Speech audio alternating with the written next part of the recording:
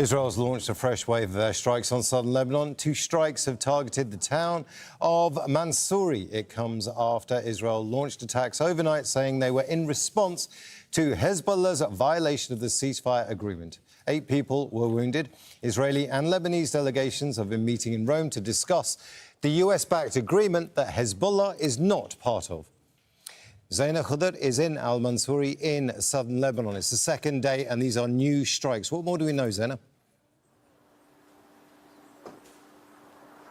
Well, if you can see in the distance the smoke billowing, that is the town of Mansouri. We're at the edge of the town. There were 2 Israeli airstrikes in the past few minutes.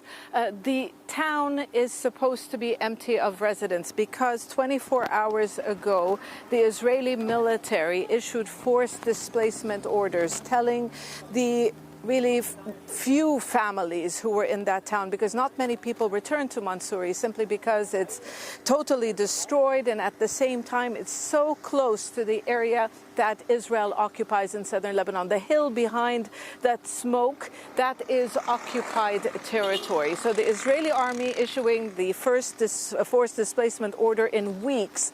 People were forced to leave their homes, and now those 2 airstrikes. They were not the first airstrikes since those forced displacement orders were issued. Now, the escalation, if you like, because what we're seeing is an escalation. Overnight, there were strikes targeting the town of Burj al-Shmeli, a few kilometers from where I am.